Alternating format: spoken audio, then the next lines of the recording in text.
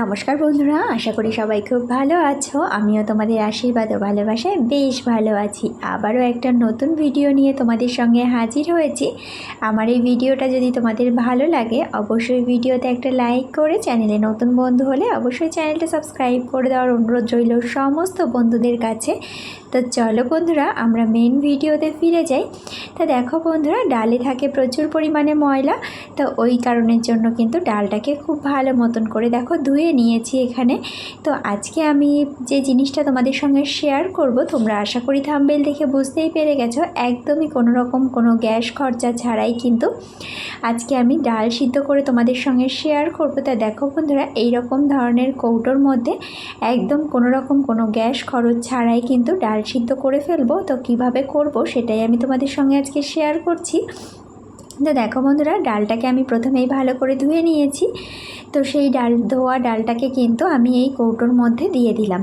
তো এই রকম একটা কৌটোর মধ্যে ডালটাকে দেওয়ার পরে এবারে অবশ্যই পরিমাপ মতন জল দিয়ে দিতে হবে। ডালের পরিমাণ বুঝে তোমরা জলটা ব্যবহার করবে। আমার যেহেতু এখানে একদমই অল্প ডাল নিয়েছি, এই জন্য আমি জলটা দেখো এই পরিমাণে দিলাম। একটু বেশি হয়ে গেছে, আমি একটু কমিয়ে নেব এখানে।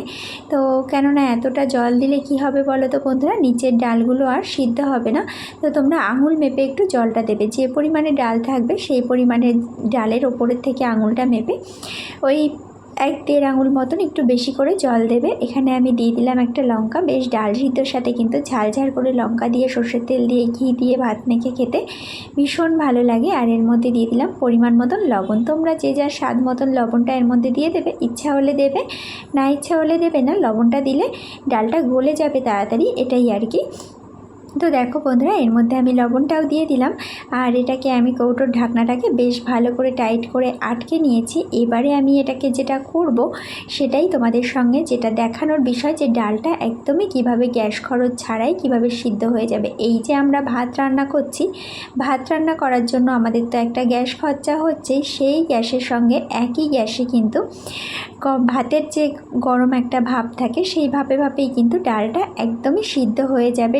ভাতের সঙ্গে সঙ্গে ডালটাও কিন্তু হয়ে যাবে। আর ভাতের আগেই বন্ধুরা দেখবে ডালটা এখানে সিদ্ধ হয়ে গেছে। দেখো আমি এখানে ভাতের মধ্যে ডালটা দিয়ে দিলাম।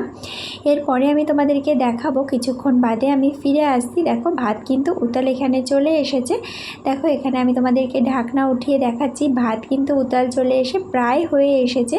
তো এই ক্ষেত্রে কিন্তু ভাতটা আরেকটু হবে, কিন্তু ডালটা কিন্তু এখানে একদম পুরোপুরি সিদ্ধ হয়ে গেছে।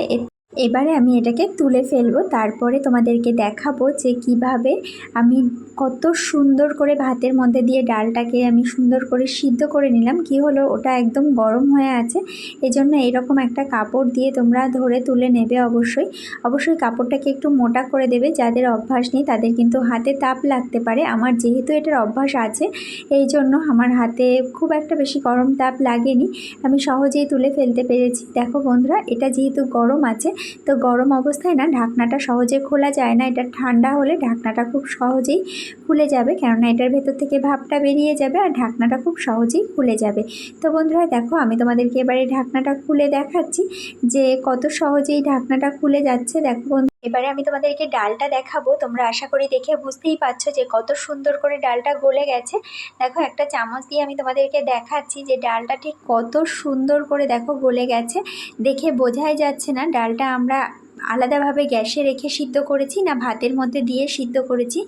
দারুণভাবে কিন্তু ডালটা এখানে গলে গেছে, একদম সুন্দর নরম হয়ে গেছে। তো বন্ধুরা, আমরা যদি আমাদের সংসারের কাজগুলো এমনি করে একটু বুঝে বুঝে করে নিই, তাহলে কিন্তু আমাদের নিজেদের কাজগুলো অনেক বেশি সহজ, অনেক বেশি তাড়াতাড়ি, অনেক বেশি সুবিধা হয়ে যায়।